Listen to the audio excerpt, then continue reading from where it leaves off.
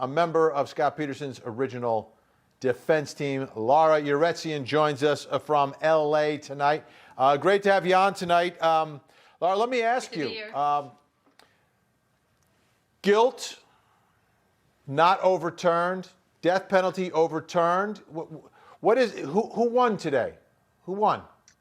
I would say today, definitely, I guess you can say both sides won. Definitely Peterson won. This is a step closer. Now he's a step closer to what we've always wanted, which is exoneration. I mean, obviously the defense team's position was and still is that Scott Peterson is not guilty of this double murder, and that the circumstantial evidence was not in this particular case was not sufficient for this jury to find him guilty. Now, the jury did find him guilty, but this brings us a step closer to that.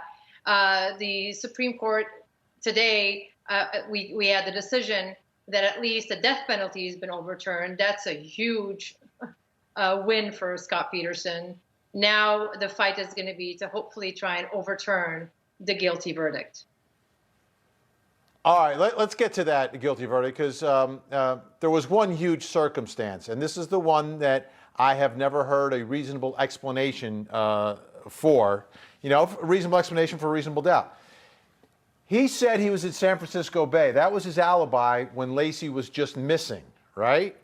And then it ends up being the crime scene where Laci and Connor, their remains are found. So his alibi puts him at the scene of the crime. For people not familiar with the geography, San Francisco Bay, not really close to Modesto. So what is the reasonable explanation for how he ends up going fishing coincidentally in the place where some other person killed his wife and baby and dumped their bodies? What's the reasonable explanation for that circumstance other than he's a murderer? The explanation for that is not only were the police the ones that knew about this. Obviously, he told the police, but the entire world knew about it. The public, it was all over the media.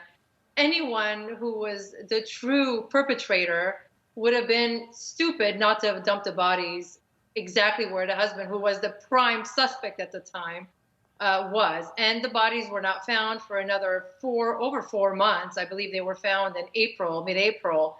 And that was at least 4 months after the disappearance of Laci and Connor.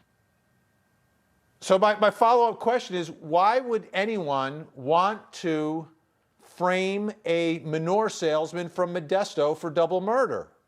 Why? It's not just about framing. This isn't about framing.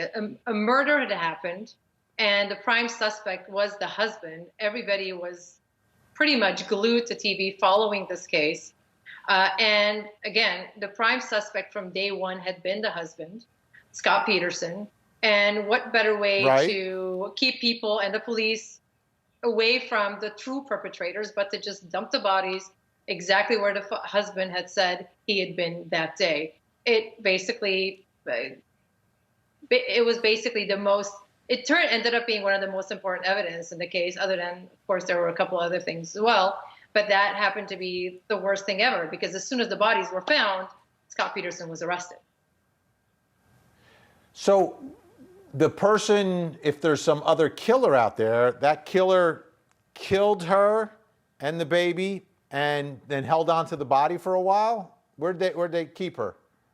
I can't tell you all the details. None of that makes sense. Vinny, it's not for the defense to prove the case. It's for the prosecution. Obviously, in this case, Scott Peterson was convicted. But remember, there was zero forensic evidence connecting Scott Peterson to the murders in this case. All they had was the body showing up where he had said he never hid it. He said it from day one. This is where I was. And he'd been on the computer, looking up information and how to fish the sturgeon and the bay and the wind and all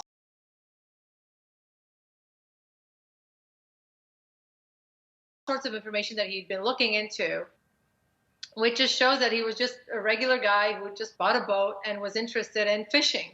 That's all it was. It just so happened that on that day, unfortunately, his wife disappeared, his pregnant wife that he was in love with. There had been Wasn't no his- real issues between Wasn't the two there a of them. hair?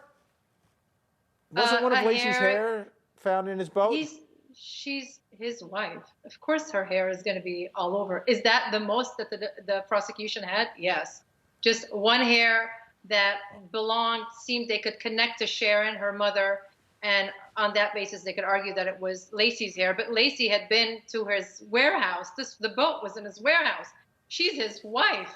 She'd been there. She'd seen the boat. Why wouldn't her hair, one hair, doesn't mean there was a murder and that the body was transported in that or was in there? I mean, where was the blood evidence? Where was the rest of it? It was just one hair, one strand of hair.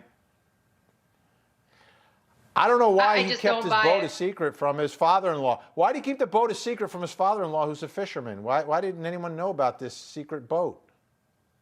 I don't think it was a secret boat. He just bought the boat.